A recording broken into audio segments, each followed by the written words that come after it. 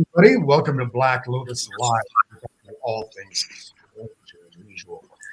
And tonight we have a very special guest with us, and I'll explain why.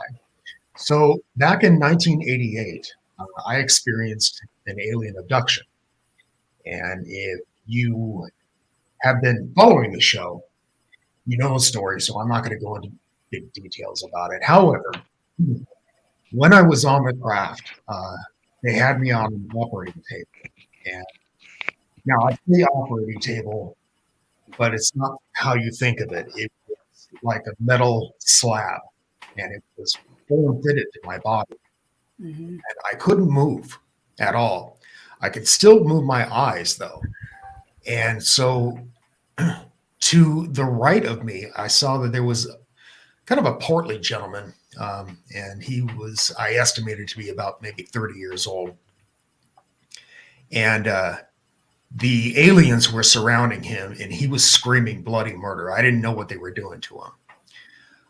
And then to my left was a little girl who I estimated to be about maybe 11. And I was recently on Rachel Corpus's podcast. Well, recently, maybe about a year ago. And she had no memories of being abducted ever. And as I was explaining my story to her, she had a memory of the same event. And so she texted me later and she said, I can't get this out of my mind. And I've heard of people reconnecting later on in life after an abduction, complete strangers. And so that is why she is on our show tonight, is so she can explain her end of it. Hi, Rachel. How are you? Hi, I'm great. So thanks for telling them that I wasn't the portly gentleman. Thanks. Yeah, that was me. So what are your memories of that event? Well, let me first say that even when you describe it, I'm sweating. I still get nervous. I remember when you shared your story, it was, these are my words, not yours. It was a little dark. It was scary. It scared me. And that's probably the main reason why I didn't remember being a part of it at that time. And I am not skeptic by any means. I will pull things apart to make sure that I'm psychic. I want to make sure I'm not picking up on your stuff. I want to make sure it's mine. So I really sat with this for a while, and it was just nagging at me. The main difference between your story and mine is I do remember being scared when I was on the metal weird slab thing and very cold. But since I've talked to you, other memories have come up. So I went ahead and said to my angels, which very likely could be crossover to ET. They're so much the same often. And I just kind of invite them all in. Would you please, wake more of that memory up in me? So in the last few months, I've had a lot of the story come back. Some of it is a little bit like yours. Some of it's very different. And I was even able to go back to the time where I was abducted from my yard. So where do you want me to start? Wherever you like, actually. We had this, I was a psychic. I'm a psychic. I was a psychic kid. So I always had energy around me, and was always kind of navigating what was scary and what was loving. And I don't really think I knew it was ET at that time, because I was in my backyard, and I remember being out there later than I should have been as a 10-year-old. And I can feel the coolness of the grass under my feet. And I remember that it's like the inside of my ears started vibrating, and I could feel that the ground started moving, and then there was light everywhere. I don't remember seeing a craft. I remember being surrounded in this unbelievably bright light. And then then there's nothing. And when I woke up, I was laying on that, whatever that was. We'll call it a slab. I think that's a good description. I remember seeing lights above me, but they weren't your typical lights that you'd see in a building or a kitchen. It's almost like they were, I remember thinking, I thought they were looking at me, but the lights were looking at me. There's something with that, and I don't know yet, but I also remember a gallery around us, and there were some that were tall and some that were short, and some that were having side conversations, and they'd look at me and then they'd say something, and it made me feel really uncomfortable because I couldn't look down at my body and I didn't know if I had any clothes on. And I was really, really nervous about that. I remember being really scared. Then it went dark. That's probably when they were working on me, and I didn't wake up like that poor gentleman on the other side of you. So I wasn't scared at that moment, but I do remember an ET that felt very much like a tour guide and went back and forth between wanting to spend time with me and being really annoyed with me because I might have been asking questions. I don't know, but we did walk around the craft. And I remember being told not to touch anything. And I was just told to watch because I'd need it later when I was an adult, which is some of what I do now, because a lot of the people that I help have no idea that they're actually ET incarnate. And in a safe space, in a session, I can say, can we get weird here? I got to tell you something. And I'm seeing what they showed me would happen, which is more people would incarnate into these flesh and bone, but they're ET. And at some point we'll become aware of that because it'll just be part of our evolution. And they showed me, I think you might've talked about this too, but it's like a floor to ceiling tube and it had liquid in it and it looked kind of thick, clear, but thick. And I saw babies. When they showed me, there were babies in there, and they were small babies, but their heads were just a little bit like a jelly bean, and their eyes were shut. And they said, this is what you have to remember later because you'll meet them. And I will say, so I'm 44, was 10 then, was 10. And the people that I meet that are really coming into who they are as ETs in this life shape, they would line up with that. They'd be in their late 20s, 30s. So I don't believe in coincidences at this point. Right. I know a lot of this has been kept from us because, well, many reasons that I'm sure you talk about all the time. But I'm willing to say, no, that's not a movie I watched. It feels different. This is something that I experienced and I'm meant to remember at this point. So that's pretty much the gist of it. I remember looking over and seeing you, and you got up and left. That's the only thing I remember. We made eye contact, and I don't know if I went back to sleep or what, but I remember looking through my eyes, and it was kind of foggy almost, and I couldn't focus.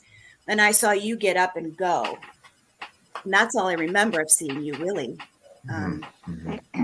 I did remember your voice a little bit, so I wonder if you were talking to them. I don't know. Well, since the last time we talked, I didn't remember what happened to me on that slab. Then Ralph and my wife and I were all watching this movie called The Fourth Kind. And it's a fictional story, but it's based on some abductions that supposedly happened in Alaska. And at one point, this woman is describing her experience. And there was a drill that was coming toward her eye. And so when you're watching the movie, it's coming directly at the screen. And I freaked out and immediately had this flash memory of what happened to me on that slab. And it was nothing nice. When that alien put her hand on my forehead and I blacked out, I didn't actually black out, but my memory of it was taken away. And when she did that, she stuck a needle into the side of my neck. And I think she injected me with something. There's something. I know there's some. I feel it too. Do you? I forgot that. I remember that part too. And I can't. I couldn't feel it in my body enough to feel if it was a needle or a finger or what, but there was definitely a poke, almost like a fingernail poke, but it was hard. Mhm, And I do have a mhm. bump there.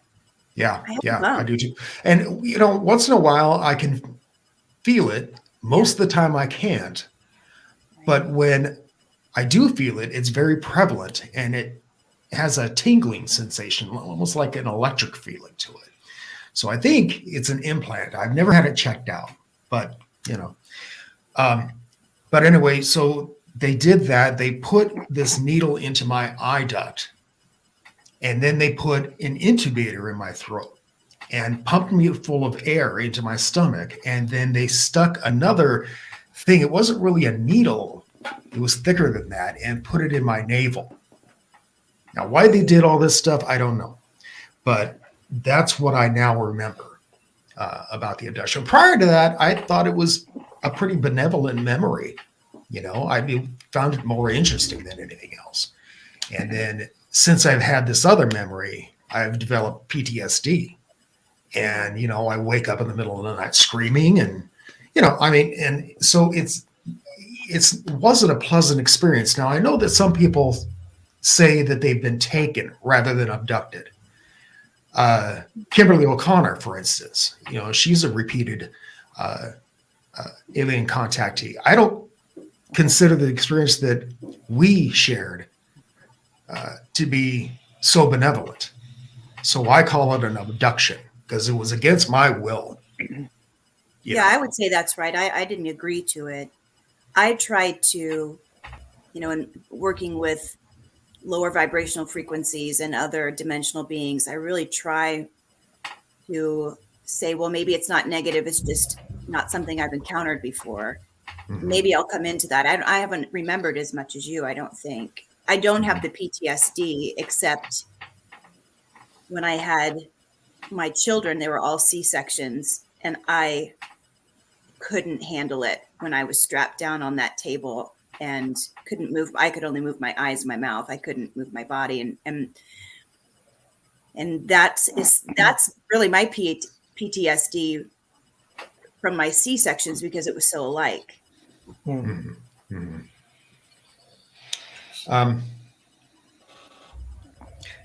When you were walking around the ship, Yeah. you were shown these hybrids in those tubes. What else do you remember about that? Well, I remember that around?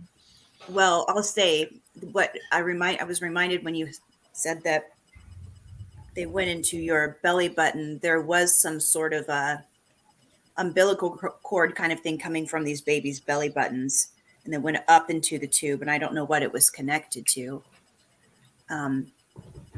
But I remember thinking that was really gross. It looked really gross. I remember that they told me not to touch anything because as we'd walk by, where you might see push numbers on an elevator, it wasn't like that. It's like everything was moving. Like everything was kind of a holograph or just electronic or something. I can't tell. And they didn't want me to touch it. And I remember at that point looking down, and I did have something on, but it wasn't my clothes. I wasn't wearing my clothes. I had something else on. And it was a strange fabric that I hadn't encountered before. And I don't have any idea what it was. I can't even describe it. I don't remember too much after that. I don't remember getting back home. I do remember, and still do to this day, looking up at the sky and talking. Or sometimes I'll feel this vibrate and I'll say, okay, I know you're trying to communicate with me right now. I'm not comfortable with it, or be clear about it. Yeah. That's what I think too. I think that when it's prevalent and it's tinkling like that, they're in the proximity somewhere. Yes. And I wonder, are they watching us? I mean, what's that implant about? Are they learning something from us? I don't really know, because at times when I was younger and I would be, like an angsty teen and I was lonely, I'd be like, well, come on, come get me again and let's do something. And like nothing, crickets chirped. So I don't think it's for my benefit. I'm pretty sure it's for theirs, but I don't know what they're getting. I'm kind of curious about something. When this happened with me, it was in Southern California. Where were you living at the time? I was in a small town in Iowa, In about an Iowa. hour south of Des Moines. Hmm. Hmm. Yeah. And uh, that's another part of this that I'm trying to unravel, because I've always been able to leave my body easily, always been a dimensional traveler. So I don't know if me remembering being on the grass and then gone is part of my gifting, or if it's part of the abduction. I don't know, but we were it was quick. It was quick. Like a light switch. I was here and then I was there. Mhm. I have It a kind of question. makes me wonder because some people say that when you're abducted, you're actually transported to another mothership. You know, Mm. you're when you're abducted, you're taken aboard one ship, and then you're transported to another ship. And so that's why I Huh. wondered, because as I've said before, the alien and I walked from my car into a grape field, and I don't remember anything after that until I'm lying on that slab. Yeah. So it kind of makes me question that, you know. Can I ask you a question? Here's something that's popped in my mind since we talked. Do you think that you're a hybrid? I don't know. I don't know. I don't. One of the things I was shown on board the craft when we were up walking around was kind of like a family tree. So it had my uncle's name on it, and then next to it was my mother's name. Below that was my name, and below that were two other names that I didn't recognize. And I asked the alien who these other people are, and she telepathically told me Mm-hmm. they are your children who are yet to be.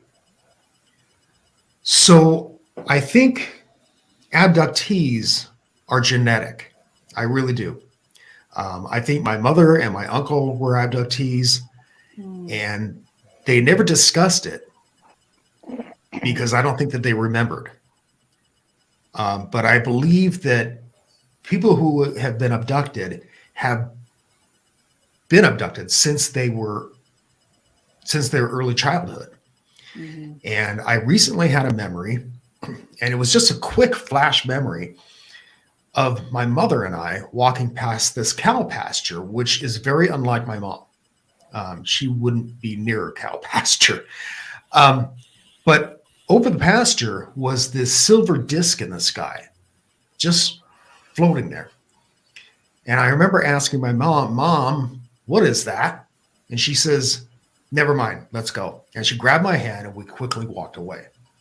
So I kind of wonder if she and I were both taken and that's just happened to be where they dropped us off.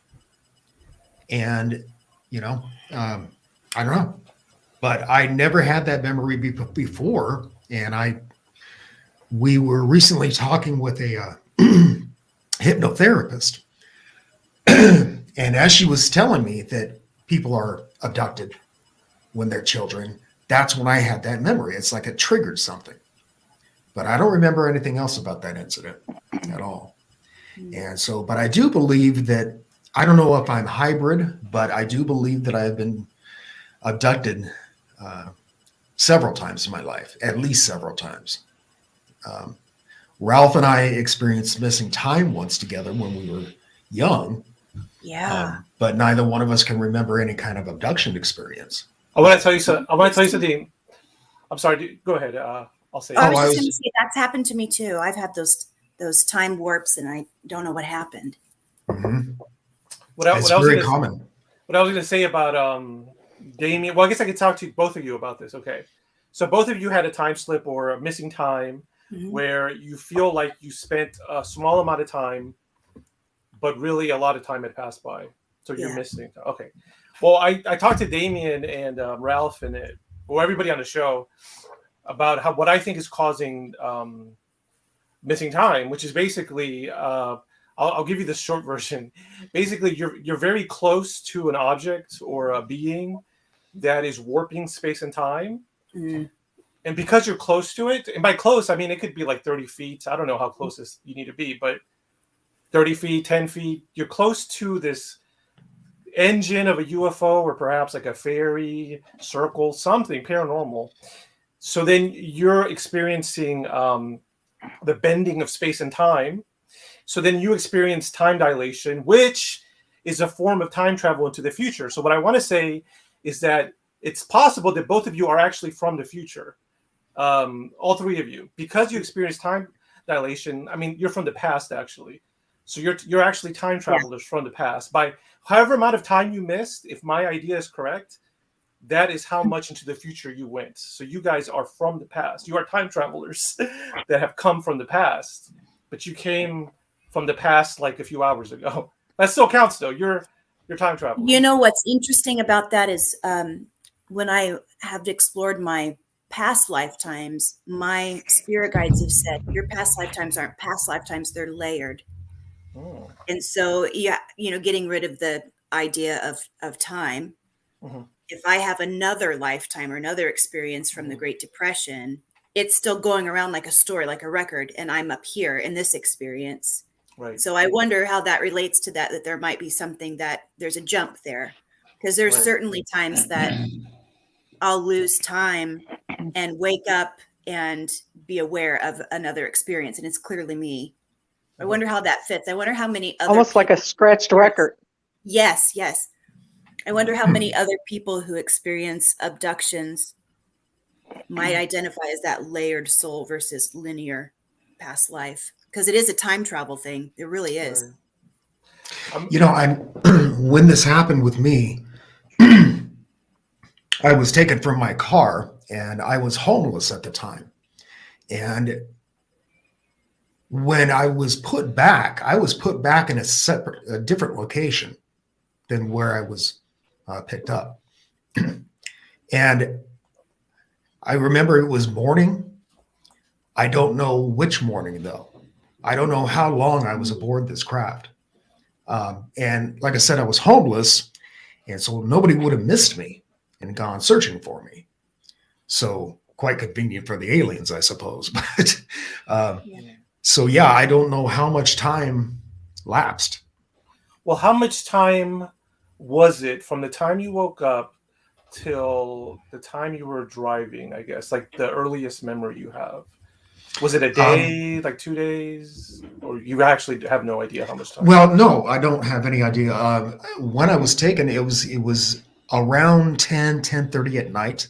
Okay. And then, like I said, the next thing I remembered at that point was being in a different location, and it was morning. Right. Okay. So from 10 at night till morning, so that's like maybe 9 or 10 hours. Yeah, probably about that. Interesting. Yeah. But I don't know. I mean, it could have been days later for all I knew, Right. So, yeah. I woke up in my bed, so I think if I were gone more than that, it would have been noticed. But I will say that I believe one of my prior abductions lines up with a car wreck we had, and I was out for a few days. And I have memories of not being in my body and it's experiencing something that I don't know if it's ET or not, but it was not this dimension. It was not heaven. Wasn't that? It was a different dimension, different looking like beings. astral travel. Definitely. But I went somewhere and it was conscious. It was, lucid. And it didn't feel scary to me. But that would have been a time that I could have been out. And since I was, medically induced coma for a few days, I wonder if that's the lineup there, if that's when I was out. And that would have been when I was 3 or 4. I personally think that it starts at almost birth, and we don't have the remembrance of agreeing or disagreeing. And I believe that they start getting us used to seeing them, so we're not as fearful. Like almost, there's a word I'm looking for, and I don't have it right now. But they can start to condition us into, seeing and being near them or whatever, but we don't have the consciousness, until they give it to us, because they only allow us to remember what they want us to. And it's for a reason, to connect with others. Mhm. I think And I that's believe very as possible. far as, just like you said, Ralph, about you don't remember about that you think that you go from one craft to another one. That's almost sounds like a taxi service. They go do the pickup and they take to the for the exam to the bigger mothership, so to speak. We were talking with Terry Lovelace a while back, and his experience was very similar to mine. The difference being that the craft that he was taken aboard was actually larger than the one I was taken aboard. The one I was taken aboard was about the size of a football field and black triangle. And he said it was about twice that size and about 3 stories high. But anyway, he feels that he was taken aboard that because he saw that in the sky. But then he said that he was then in a different location, and he said it couldn't possibly have been that craft because it was much larger. So I really wonder about that about that taxi service that Almost like you mentioned. intake. Well, Yeah. I mean, they have Mr. Crowley had asked a little bit ago if you do your blood types. I don't. I am B positive. Are you? I'm A positive.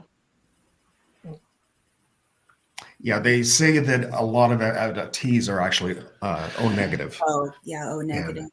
But But I wonder about It's true, hybrids, guys. though. That's my wondering. It seems like those that I meet that feel more like it's their soul's origin, that they were created in in the ET plane and have several incarnations looking human, versus maybe what we saw, which was a hybrid. They might have, I don't know if I'm a hybrid or not. I don't think I am.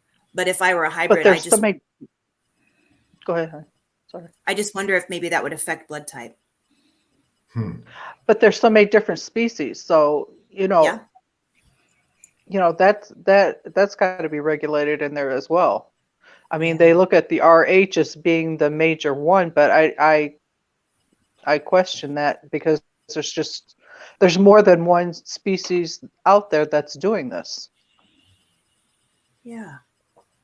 Speaking of commonalities among abductees, one of the things they share is they tend to be sensitive. Rachel, like you're saying, you're psychic. I don't consider myself psychic, but I'm very sensitive to paranormal You're stuff. intuitive. You're very intuitive. Yeah, I would say so. And Yeah, I think as well. are you? Yeah. And I think Mhm. that's something that we all share, and I think everybody is intuitive, pretty much.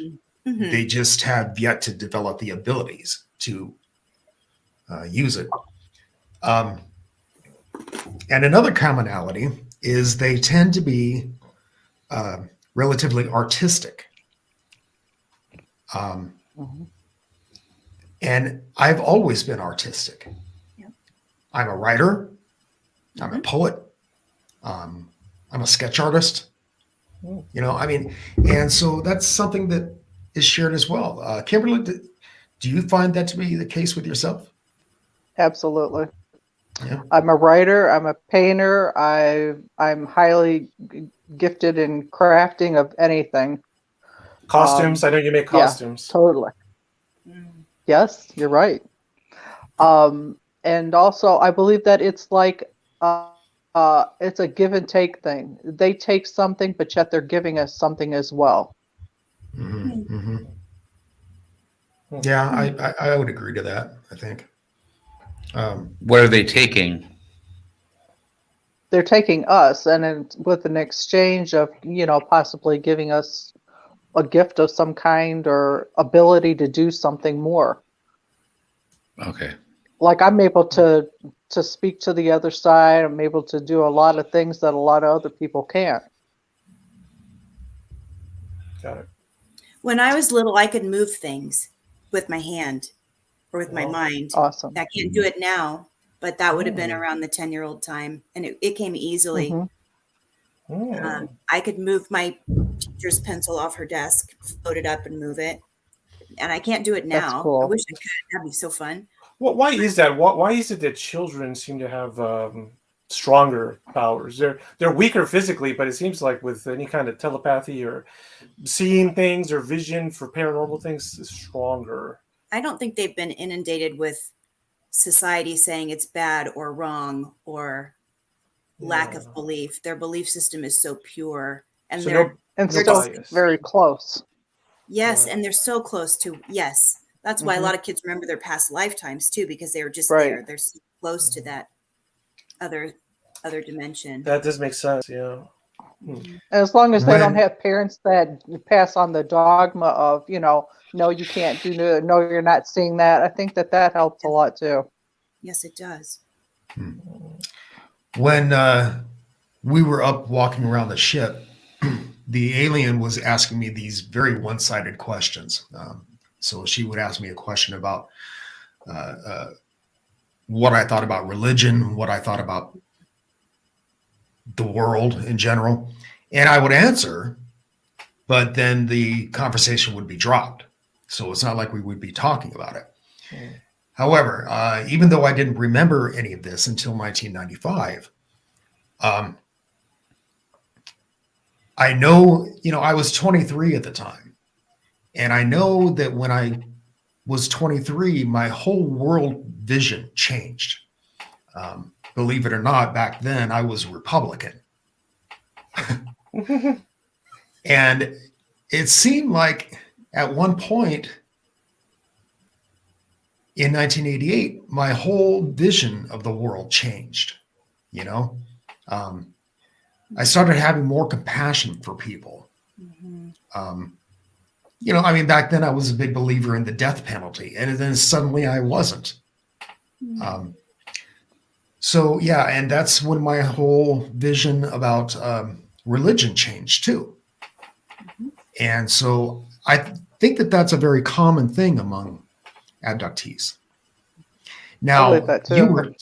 you were 10 years old, Rachel, so Yeah. your vision probably didn't change much, I would imagine. But it is now. So I grew up Catholic, and I'm a reverend, and just resigned from my church job last week. Did you? Honestly, because of this, because it's changed my view of Wow. creator and universe, and I just couldn't do it anymore. And I love them, but I thought I can't. It doesn't align with me anymore. I'm clearly being shown things, and I'm growing in a way that I feel is bigger than what we were taught, and maybe what we're teaching each other. So it's affecting me now. Absolutely. I'll say that, and it feels. Yeah, but you could open something for that too. Oh, of course you could. I don't want to do it, but somebody could. But you're right, because we're going into that. We're evolving into that, where religions doesn't work with us as evolved beings anymore. We need something metaphysical, spiritual. Well, yeah, and I think believe as that a something society, changed. Yeah.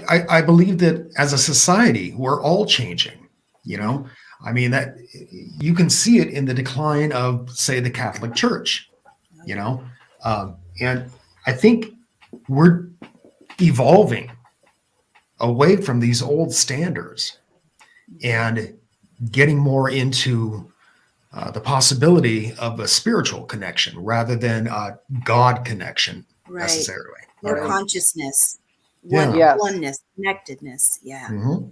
Yeah. Hmm. And I don't know if that's an abductee thing, but I just think society in general is just Yeah. changing, Well, and that brings us back to maybe why we were abducted and what was given to us. Like Kimberly said, part of that could be the realization that there's something different or something bigger. And just by going through our own journey and saying that doesn't align with me anymore, that could be the very thing that's helping people evolve from religion, Right. which is rule-based and maybe doesn't fit us as much anymore, into something that's more open. The real awakening. The awakening Yes. showing everything. I mean, you don't even look at things the same afterwards. Right. Right. Exactly. Wild, are you I mean, a religious everything- person? Go ahead, Kimberly. I'll answer after. What were you Oh, gonna say? okay.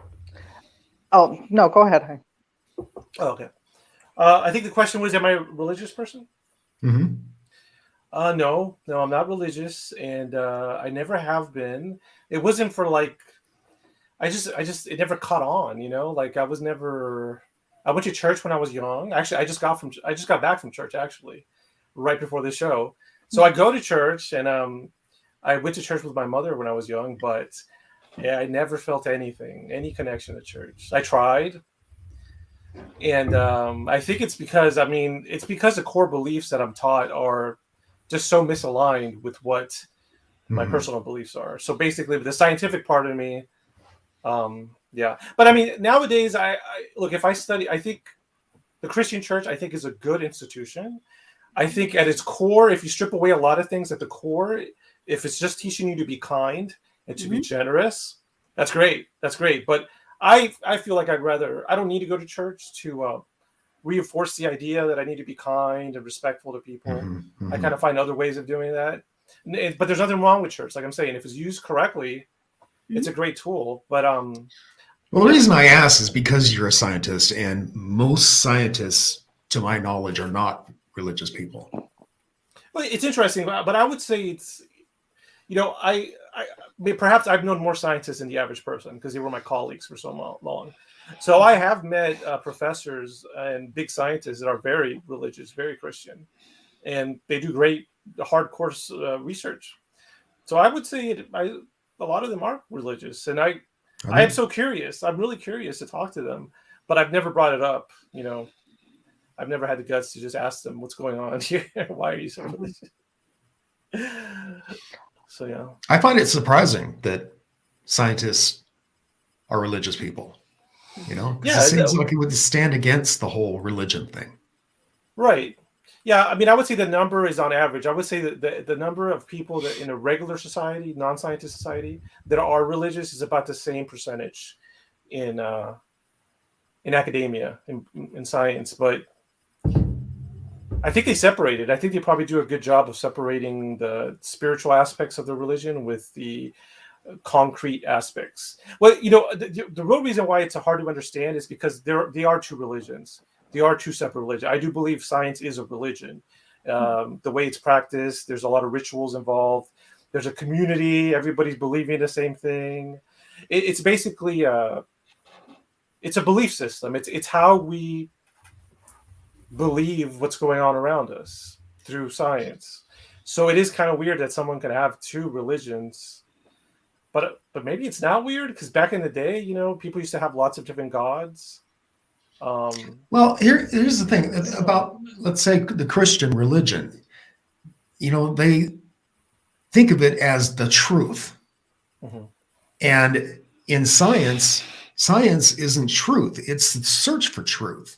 And if they find a different truth, then they accept that. And while you're right. other religions won't do that. You're right. That's a really good point. Yeah. So science is a religion, but just how Christianity has its, things you have to believe. For instance, the biggest thing in Christianity, you have to believe that Jesus is the Son of God and that he died for our sins on the cross. That's probably, from what I understand, all my years in church, that's the number one belief you have to be a Christian. In science, there's a lot of core beliefs. One of the core beliefs is that if you're presented with new information, new data, you change your opinion if the data supports it, if it's repeatable. Right. If you get more and more evidence to suggest that the belief has changed, you have to change with it. And it is not viewed as a shameful thing. It's not viewed as a bad thing. It's just viewed as a thing that happens, because it's based on that religion. The religion of science is based on observable and physical objects. It's things you have while religion is not. No, it's not. You don't have to see or feel anything for a religion. I think that there's more evidence of alien life forms than there is of God. Yes. I'm not a religious person. I was raised Catholic. I ended up becoming a born again Baptist. And that's the way I was right before the abduction. And it seemed shortly after that would have happened that suddenly I questioned all of religion, you know? And I ended up being more of a Buddhist than anything else, but I wouldn't call myself a Buddhist. I just had that. That's the Buddhist religion that outlook. I like the most. I mean, as far as philosophy, I'm like, yeah, that's a good one. Yeah, like I said, I started becoming more compassionate for people, which prior to that, I wasn't very compassionate at all, you know, and then suddenly everybody in the world mattered to me. And so, yeah, it was a very strange occurrence. The church where I pastored is a spiritual metaphysical church. I mean, obviously, if they hire me as a reverend and I'm a psychic and I live that out loud, and yet, even though it's very open and we believe in Jesus as a teacher, but we don't believe him as a savior or that he died on the cross. We would be more likely to say, well, what's the metaphysical meaning of that story? What do we learn from it? And yet it still doesn't seem to match. We're growing into a space where maybe we're looking at it more as scientists, where we want to discover what is true for us, what is our personal truth, versus being spoon-fed. And I don't even really like the way I said what we believe or however I said it, because we don't say that to people. We just give ideas and ask questions. But even then, I really do believe it wraps back to my abduction story. I'm evolving fast as that wakes up in me, and religion just doesn't fit. Even if it's open, woo-woo, spiritual, metaphysical religion. Can't do it. What about you, Kimberly? I'm the same way. I literally went through probably every religion trying to look for the truth when I was younger. And it wasn't, I literally got asked not to come to church before they came to my door, knocking on the door, and they had questions and I had questions that they didn't like to answer. And I was point blank asked not to come to their church. And then they brought in backup the following week to reinforce the fact that they did not want me in their church. And that's fine. But yeah, just like she said, I couldn't go with the dogma of religion. Nothing seemed, I didn't fit in nowhere. I know I tried, but I just didn't feel comfortable anywhere because it just felt like they're missing the point. They're missing something. Yeah. Ralph, what is your religious views? I'm not a religious person anymore. I was raised Catholic also, and did all the Catholic school and communion and catechism and all that stuff. But I grew out of it. I was the same way as everybody else. It didn't fit me anymore. I don't believe that there's a God. There might be something that's bigger than us and smarter than us out there. Yeah. But I don't think of it as God or any of the other entities that we all worship. It sounds like we're all on the same page. I believe the same thing. I think that there is a God source out there, but I don't think it even doesn't look cares. like Gandalf. Doesn't look like an old man on a cloud. I don't think it cares what we call it. You know, and I don't think I think its main purpose is to create. Yeah. And then once it's done creating, you know, when we die, we are just simply recycled with it, you know, and that's why I can't believe in a heaven and a hell. Yeah. Because I think we are just recycled and reincarnated. Yeah. Whether it's here or elsewhere, you know. Right. I was just going to say that. And I just, every, you know, people are fighting these holy wars over whose God is better. And it's all the same thing. And I don't think it cares. I really don't. I think it's a main source. I think I don't even think there's a thought process there with God that says you're doing something I don't like. It seems collective consciousness, creator source, essence, feeling versus God personified. Yeah. I mean, look how many times the Bible's been rewritten in every language, and each time it's been missed one way or another. things added to. It's like a math book is what I call it. It's been added to, subtracted from. I mean, seriously. Mm-hmm. Yeah. Yeah. And like I said, I've had these feelings about that ever since the abduction, you know, and I think these abductions just change people. You know, I've talked to a lot of abductees, and they all say the same thing. Their worldview changed afterward, you know. Now, at the time, I had no idea why my views just suddenly changed, but, you know, they did. And, you know, and I think that, you know, like I said, I was 23 at the time. And, you know, I think people's worldviews do change at that time period of your life. But I don't think they change as drastically as they did with me, you know? So, yeah. I went in search as a kid because I could feel that there was something more that we're missing. There was something lacking. And after every religion that every church, the different church that I went to, it just wasn't it. It just didn't fit. Nothing fit. And I remember being in an all African American church, and I was the only white person there. And I remember speaking in tongues, and that was odd for me because I was 13 years old. And I didn't even know what was going on. I didn't know until many years later what that was even about. But I knew that that was something special as well. Interesting. Kimberly, during your experiences, do they speak with you about this kind of stuff, about politics, religion, what have you?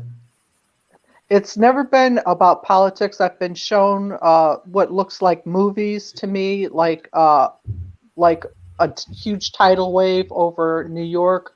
That just stuck in my mind about because it's like a tidal wave over the Liberty. And I've been shown about the earthquakes, and been told about the earthquakes, the volcanic eruptions, all kinds of shifts. And I've even spoke about it, but you can't. Nobody's going to do anything about it because you never know when it's going to hit. Mm-hmm. But I've been shown a lot of things, and they're all movie-like. Yes. Yeah, a lot of abductees say they've been shown that kind of stuff, apocalypse kind of stuff, nuclear war and that kind of thing. And I don't remember that at all. I just remember the questions about it. I don't remember that as a story, but I get those visions now. Do you? I do. Pretty clear, like a movie, like Kimberly's saying. Yeah.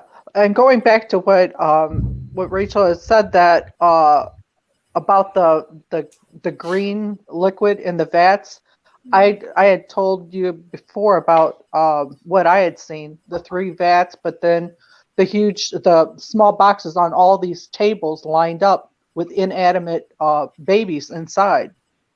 That's what I was shown when I went, and that really stuck with me as well.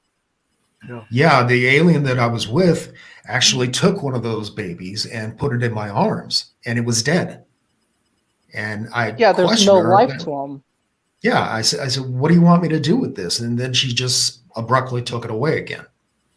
So yeah, that's exactly right. There were these big tubes filled with green liquid and these hybrid aliens in them. And then there were, like you said, there were the boxes on a table next to it, And so, yeah. And I think, again, this is a common memory of abductees, that they've seen this thing, And so I believe that that's what they're here for. It's a hybridization program. I do too. I think ancient aliens, here I am with the funny hair. Dr. Bear. I think that they created us with their DNA. And I think what they're doing is they're attempting to improve us now, and I think that that's why a lot of abductees come back with a changed vision of the world. And it's up to us to spread that message, that we don't have to be this barbaric species anymore, Right. And I've been, I just like I've shared with you before about we're here to be used basically to seed and reseed, not only this planet later on, but others as well. Yeah. Mm-hmm. Mm-hmm. And it's a family generational issue. I mean, not all are, just like you said, your mom doesn't recall. I don't have anybody in my family that, I mean, I'm considered the weird one, the strange one, and I accept that completely. Yeah, I mean, literally, my family doesn't talk to me, and I'm good with that. Yeah, me too. But it is what it is. I won't deny what I know. I won't deny what I've gone through. Mm-hmm. But nobody in my family has ever stepped up and had the same experiences, whether it was my mother, my grandmother, or anybody. Well, I mean, and I think the black sheep of the families usually do speak up. Yeah. I mean, there have been millions and millions of abductees report these memories, these abductions. And and that's just the ones that have reported it. Right. So, I mean, like I was saying, that.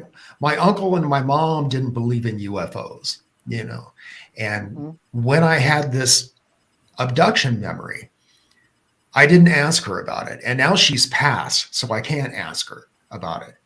I was recently talking with my daughter, and because her name was on that family tree. And I asked her, I said, have you ever had any experiences like these with seeing UFOs? And she says, I think I saw a UFO once, but I don't know what it was. And she says, but I've never been abducted. So, yeah, when you say it's a generational thing, I absolutely think it is. Most definitely. Yeah. And like I said, I believe it starts right after birth. I think the possibility of agreement came before birth while we were still within spirit form or whatever. Yeah. Yeah, that feels right.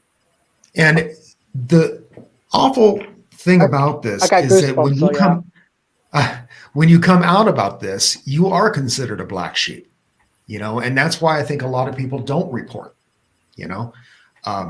But I think years. A lot of us that are black sheep that are the ones that actually this happened to, and we are the ones that are strong enough to speak on it. Yes.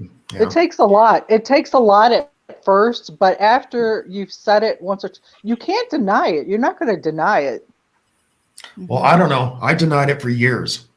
When I remembered all this in 1995, I didn't tell anybody. I mean, there were a few people that were very close to me, but I didn't want to be considered a UFO nut, and I questioned my sanity, honestly, because the memory seemed so real to me. And I thought it couldn't be a dream. It couldn't have been a hallucination. I wasn't doing drugs, but I didn't want the humiliation. And that's one of the reasons that Ralph and I started Black Lotus, is because we wanted other experiencers to know that they're not crazy and they're not alone. There are millions and millions of abductees out there and people who have witnessed UFOs, and yeah, they're not alone. They're certainly not alone.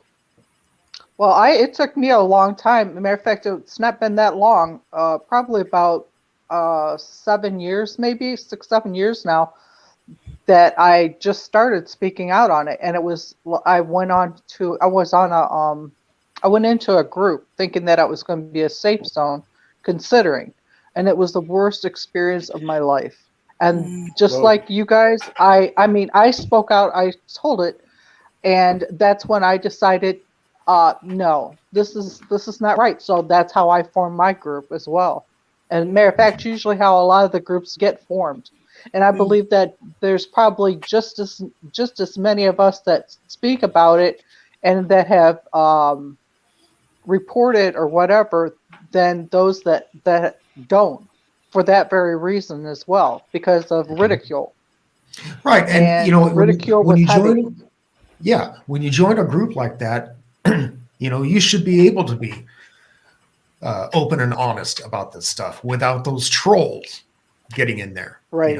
because the last thing you need when you're thinking that you're crazy are people like that, Right. And so that's why we don't allow that kind of stuff at our group at Facebook, the Black Lotus discussion group, When you I were got on ripped my apart. podcast, Ooh.